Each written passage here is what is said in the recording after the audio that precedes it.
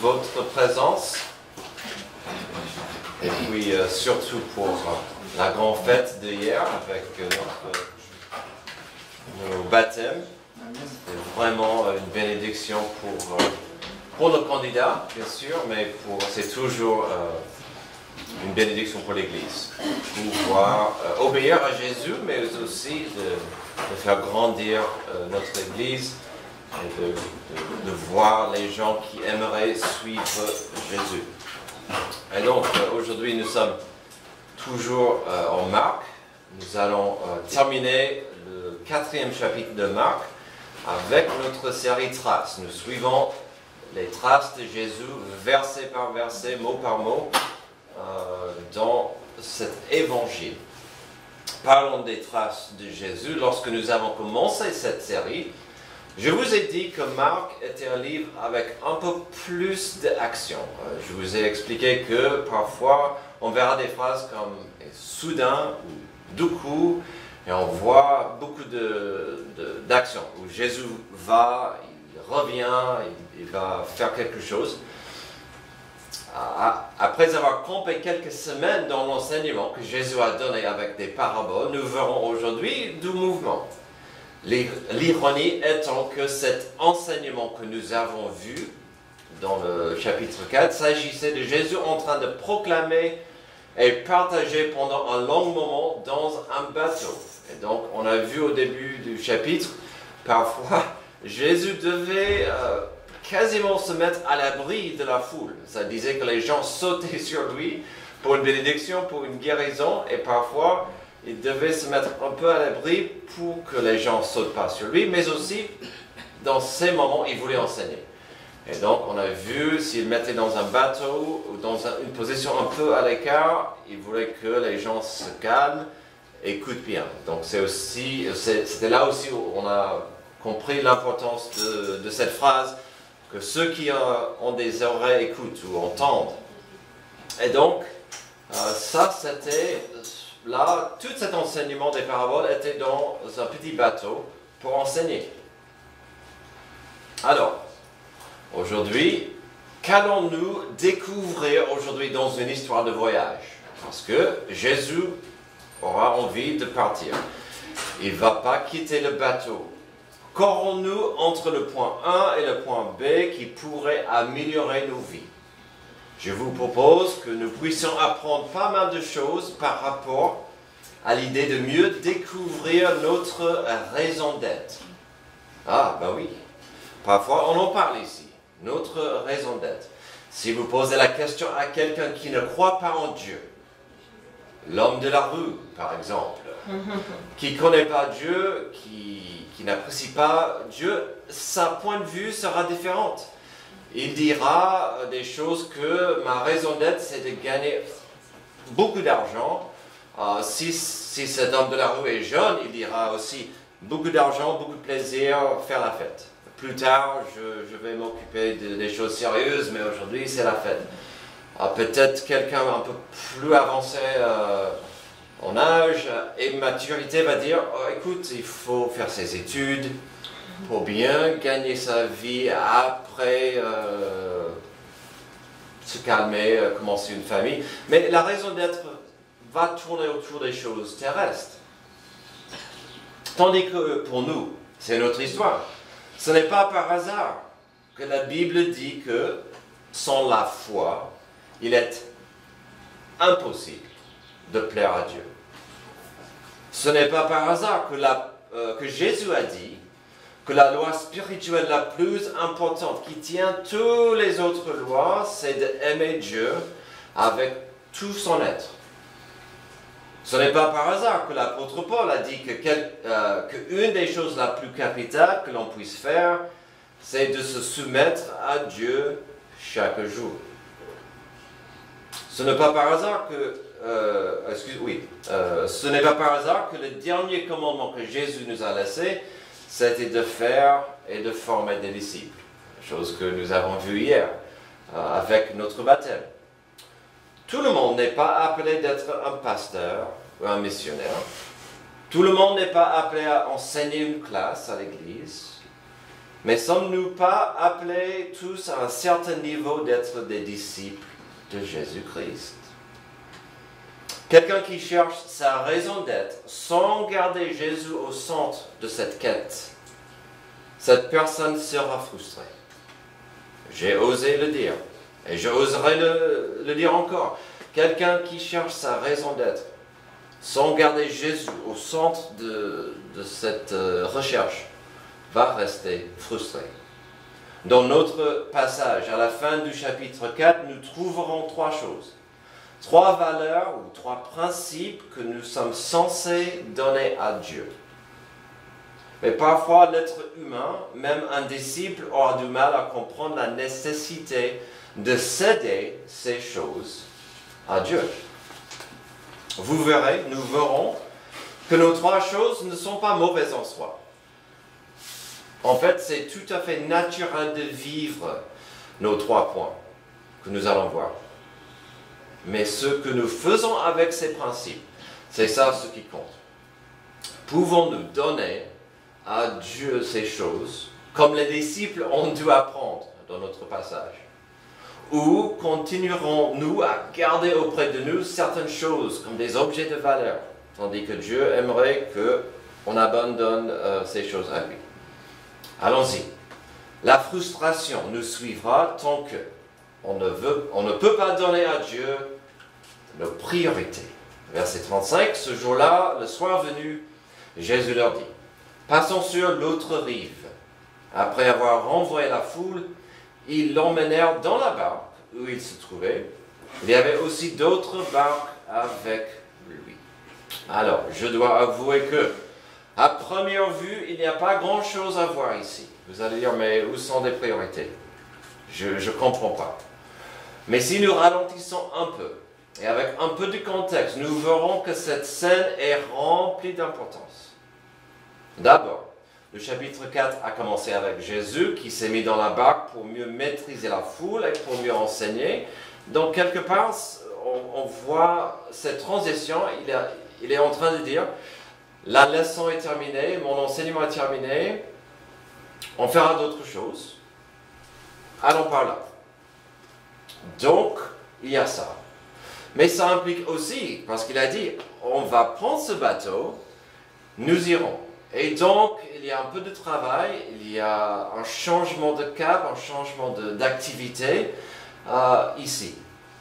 Ici, nous voyons une décision prise par Jésus qui avait deux côtés ou deux implications importantes pour ses disciples. Et les deux, on verra, ça voulait dire qu'ils devaient quitter leur zone de confort. Ils devaient quand même bosser un peu parce que franchement, Jésus, vous allez voir dans quelques instants, il était fatigué, c'est normal. Quand vous enseignez beaucoup, quand vous prêchez beaucoup, c'est fatigant. Jésus, il était crevé. Et c'est normal, étant le maître, qu'il se repose, tandis que les disciples devaient ramer ou gérer le bateau. Donc c'était à eux de passer, de faire ça. Mais il y avait un deuxième problème qui touchait leur zone de confort. Ici au chapitre 4, lorsque Jésus a dit qu'il voulait passer à l'autre rive, sans plus d'informations, cette phrase semble assez légère.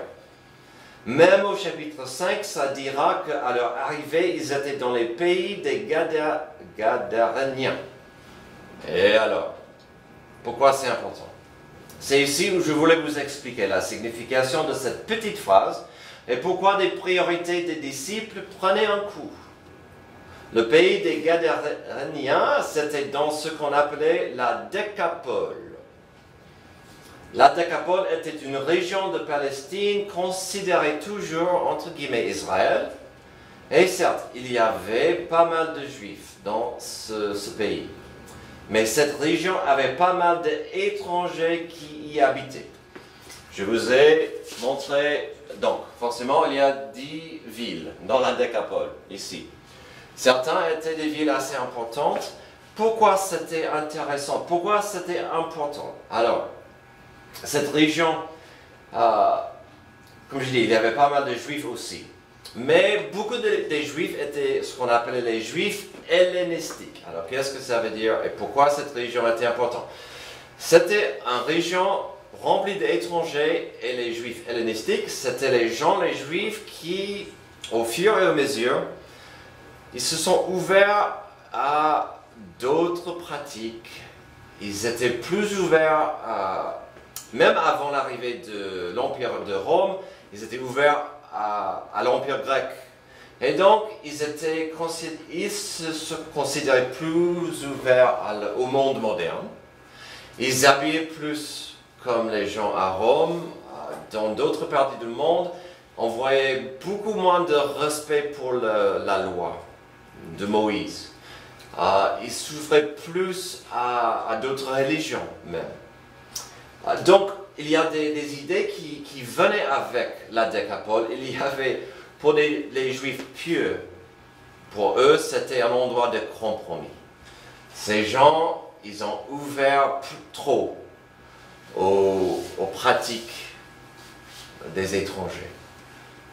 Il y avait trop de mélange. Ils n'étaient pas purs. Il y avait trop de modernité parmi ce peuple. Et puis, il y avait même le paganisme. Beaucoup de ces religions étaient enracinées dans l'idolâtrie et des anciens dieux de l'Antiquité. C'est pourquoi il y a un petit détail que mon frère m'a montré il y a quelques mois. Mon frère, il a 3 ans de plus que moi. Il est beaucoup plus intelligent que moi. Je suis le plus beau. Alors, on peut pas avoir tout. D'accord? Mais il m'a montré, mais tu as vu, mon frère, que la plupart de fois que Jésus va aider quelqu'un qui était pris par les démoniaques, c'était dans cette région. C'était pas par hasard. Ces gens étaient esclaves, vraiment pris par ces religions. Et donc, ils ont quitté un peu le chemin. Et on verra ça la semaine prochaine, quand il fera face à un démoniaque. Un tel endroit, une telle région pour un juif pieux et pratiquant serait difficile.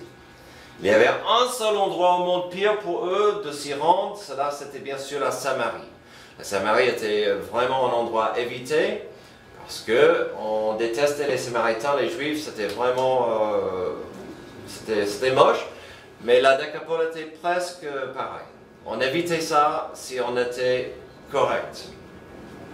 Et donc, la demande de Jésus ne serait jamais le premier choix des disciples. À mon avis, les 12 souhaitaient que Jésus cherchait une pause de la foule, tout simple, sur une plage isolée et loin du monde, l'autre côté du lac. Et je pense, ils étaient en train de dire qu'on ne croise pas personne, qu'on ne voit personne, qu'on ne passe pas beaucoup de temps chez eux, parce que on n'apprécie pas ces gens. Tandis que Jésus avait des leçons pratiques à enseigner à ses disciples.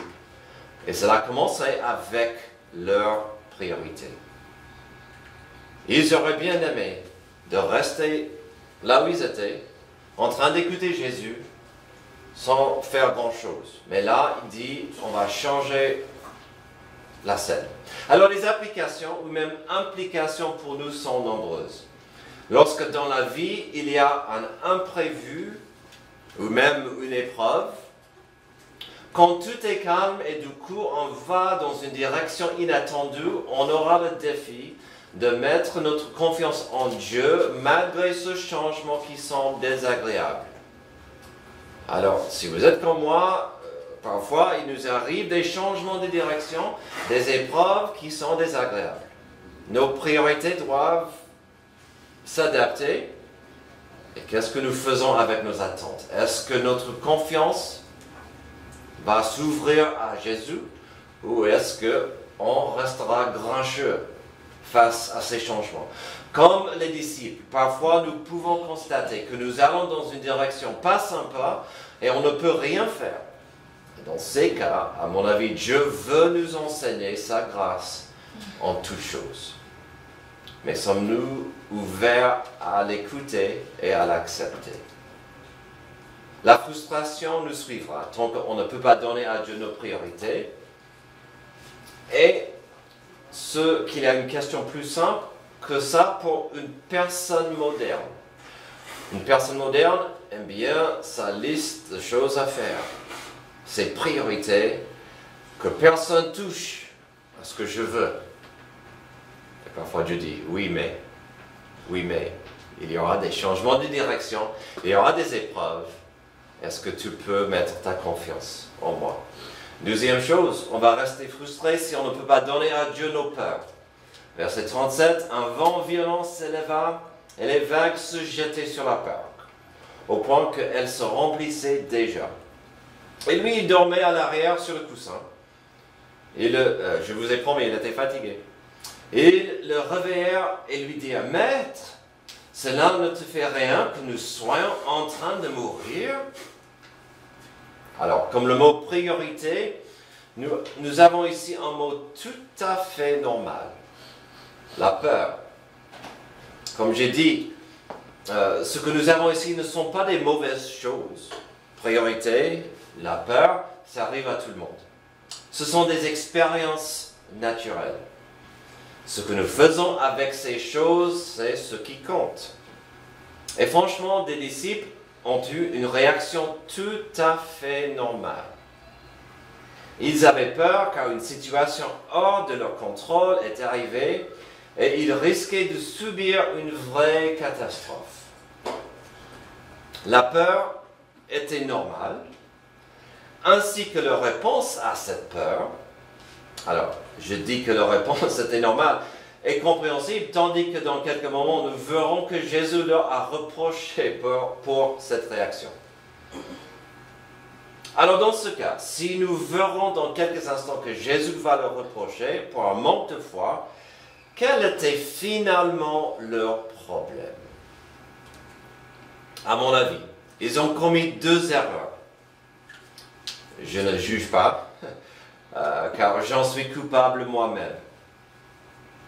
La première est tellement pratiquée et normale pour un être humain que c'est quasiment trop facile à rater.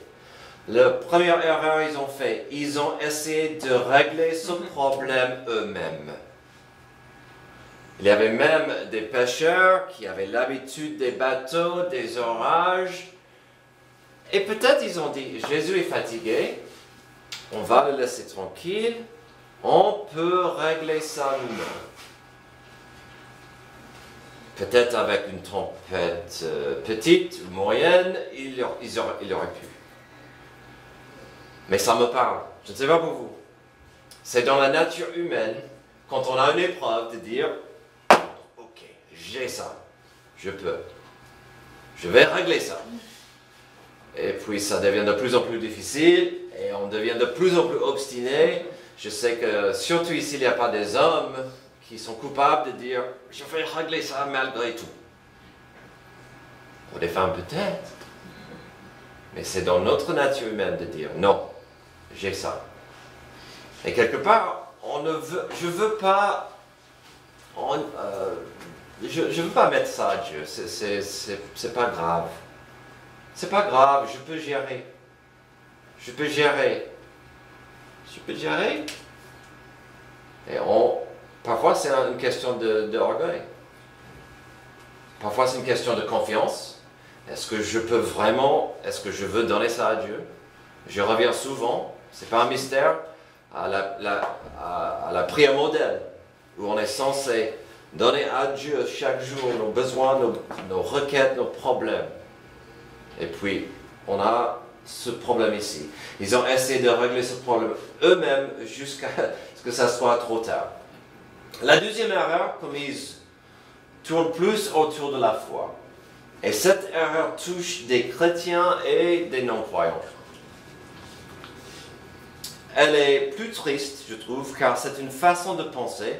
Cela contient une croyance qui implique que Dieu est absent.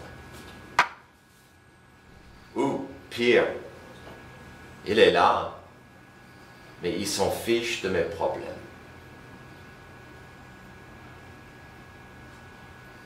Puisqu'ils ont vu Jésus, ils ne voulaient pas venir à Jésus jusqu'à... C'était catastrophique, c'était dangereux. Et parfois, on arrive dans ce problème, on voit que Dieu n'est pas loin, mais est-ce qu'il pense à moi? Est-ce qu'il est au courant? Est-ce qu'il comprend combien je souffre? Et parfois, on a un doute. Où est Dieu dans mes épreuves? Où est Dieu quand ça fait mal? Où est Dieu quand rien va bien? Je parlais un peu à ma classe ce matin à Job, qui devait poser la question. Où est Dieu? Quand tout était... Il n'avait rien. Tandis non. Lui, il a dit, j'ai plus ma santé, j'ai plus mon argent, j'ai plus mes enfants. C'est Dieu qui donne et qui reprend. Béni soit le nom de Dieu. Ça, c'est un modèle magnifique.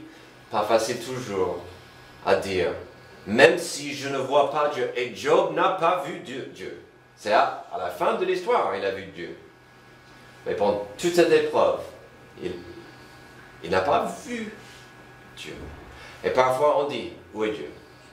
Est-ce qu'il ne comprend pas ce que je suis en train de subir? C'est là où on peut appuyer sur le psaume 23. Dieu est le bon berger. Le Saint-Esprit, une de ses plus grandes responsabilités, c'est de nous consoler, de nous encourager, et puis de savoir et comprendre notre identité en Christ. Un enfant adoptif de Dieu va dire, je peux appeler Dieu Abba, Papa. Il est mon papa. Donc oui, malgré mon orage, malgré ma tempête, je sais que Dieu est au courant. Je suis dans ses mains. Finalement, les disciples avaient peur face à une épreuve, même un danger. C'est compréhensible. En même temps, il y a des leçons ici pour nous, des applications à saisir. Des épreuves viendront et parfois ça fera peur. Dans ces instances, pourrais-je regarder autour de moi et voir Jésus-Christ, le Créateur et Sauveur du monde, dans ma peine? Ce matin, quand je préparais la salle, j'écoutais un chant qui disait quelque chose comme « C'est le Créateur qui peut mieux guérir ». Et c'est vrai. Mais la même chose est vraie dans ce passage. C'est le Créateur qui peut mieux me sauver d'une telle catastrophe. Alors, si je vois Dieu dans mes peines, dans mes épreuves, est-ce que je comprends qui il est vraiment? Il est le Créateur, il est le Sauveur du monde. Ou est-ce que je le vois comme un génie dans une bouteille qui doit exaucer mes souhaits quand je frotte la lampe? Parfois on dit oui, je comprends que Jésus est puissant. Jésus, j'ai une épreuve. Hello, Jésus, au secours. Et quand on ne reçoit pas notre souhait, on devient déçu.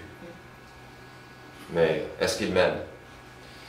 C'est une réaction compréhensible, humaine, tandis que Jésus a subi toutes ces choses afin de nous aider. Alors, j'en profite. Un petit peu de Jésus. Peut-être, voilà. Donc, je vous encourage de jamais oublier un des noms de Jésus. On le fête chaque Noël, Emmanuel, qui veut dire Dieu avec nous.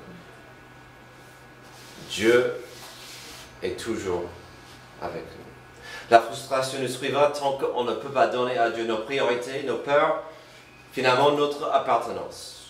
Alors, à qui est-ce qu'on appartient? Appartenir. Être à la disposition de quelqu'un dépend de lui. Oh. Se prêter à une quelconque activité de sa part. Se donner à quelqu'un d'autre par amour. Appartenance fait d'appartenir à un groupe, à un ensemble.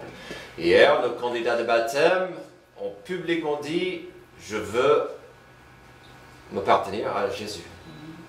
Et notre Église a dit « Bravo, on vous accueille avec joie ». Alors, étudions la question pendant quelques moments d'appartenance. à quoi ou à qui est-ce que je m'appartiens. Dans quelques moments, dans notre passage, même les 12 disciples de Jésus-Christ vont comprendre qu'ils n'ont pas bien saisi qui était Jésus. Verset 39, il se réveilla, menaça le vent, il dit à la mer, silence, tais-toi. Le vent tomba, il y eut un grand calme. Puis il leur dit, pourquoi êtes-vous si craintifs? Comment se fait-il que vous n'ayez pas de foi? Ils furent saisis d'une grande frayeur. Ils se disaient les uns aux autres, qui est donc cet homme? Même le vent et la mer lui obéissent. Jusqu'ici, les disciples ont vu des choses incroyables, des miracles impressionnants, la guérison des démoniaques, qui impliquait l'autorité de Jésus sur le monde spirituel, des gens avec des soucis graves de santé qui impliquent son autorité sur des problèmes physiques. Même un lépreux a été guéri. Jésus avait un don de guérison, certes. Il avait même cette autorité sur les démons et ce monde spirituel. Les disciples comprenaient sur un niveau qu'ils appartenaient à Jésus, le Messie. Oui, c'était lui l'avenir. Oui, c'était lui le futur roi. C'était pas mal d'appartenir au futur roi. C'est pas mal de dire, je bosse pour le roi. Et un jour, dans son royaume, je serai quelqu'un. Mais à ce stade, avait-il une compréhension que Jésus-Christ était Emmanuel, Dieu avec nous? Le créateur du monde qui est devenu un humain sans péché pour sauver sa création. Est-ce qu'ils ont compris la divinité de Dieu? On va revoir ce passage. Il se réveilla, menaça le vent, dit à la mer, silence, tais-toi. Le vent tomba et il y eut un grand calme. Puis il leur dit, pourquoi êtes-vous si craintifs? Comment se fait-il que vous n'ayez pas de foi? Ils furent saisis d'une grande frayeur et se disaient les uns aux autres, qui est donc cet homme? Même le vent et la mer lui obéissent. Si aujourd'hui notre désir, notre but, c'était de fixer nos yeux sur Jésus afin de minimiser notre frustration et d'apprendre mieux comment embrasser la grâce de Dieu, voyons quelques idées dans ce petit passage. Dans le langage originel, il y a l'idée indéniable de l'autorité totale dans la voix de Jésus. La phrase est la position de Jésus au verset 39. Il ordonne à la tempête de se calmer. C'est beau ça. Il n'y avait pas une question. Nous voyons un passage tellement riche d'applications ici. On pourrait parler toute la journée sur les applications pour nous, pour nos vies, n'est-ce pas? De donner à Dieu des problèmes et qu'il soit le maître dans nos tempêtes. Mais j'aimerais quand même souligner quelques idées. Déjà au verset 39, il y a la notion que la phrase d'autorité à la tempête contient des vérités pour le cœur humain. Oui, Dieu le Créateur, il a l'autorité d'ordonner sa création de se calmer. Est-ce que je suis prêt à céder à cette autorité? Quand Dieu me dit, « Hey, Otterson, calme-toi. Calme-toi. » Est-ce que je suis prêt à dire, « Ah, il a cette autorité, il a cette position de dire, « Fiston, tu te calmes. » Au verset 40, nous voyons un premier niveau de mécompréhension de qui était Jésus-Christ. Partout dans la Bible, nous pouvons constater que la foi et la peur ne peuvent pas cohabiter. Pourquoi vous avez peur? Parce que vous n'avez pas la foi. Et ces choses ne peuvent pas cohabiter. Tout à l'heure, j'ai dit, sans la foi, il est impossible d'être agréable à Dieu. Alors, lorsque je deviens craintif, j'aurai un choix. Est-ce que je donne ça à Dieu? Est-ce que j'engage ma foi en Jésus-Christ? Ou est-ce que je garde ma foi, mes craintes dans ces cas? Encore une vérité importante à saisir, c'est que même si Jésus-Christ, le Créateur, a l'autorité et la puissance de ordonner sa création de se soumettre, Jésus-Christ, le Créateur, ne ferait pas la même chose chez sa création, l'être humain. Jésus-Christ, aujourd'hui, ne va pas obliger la soumission à nous. Un jour, à la fin des temps, chaque genou va plier. Mais aujourd'hui, on voit le monde pourri et on dit, oh, que le royaume de Dieu vienne, que Dieu agisse. Il ne va pas obliger sa création, les êtres humains, à la soumission. Pourquoi? Qu'est-ce qui est plus beau dans la vie que l'être humain s'humilie devant Dieu, se soumettre devant Dieu? Ça, c'est l'adoration. L'adoration commence avec la soumission.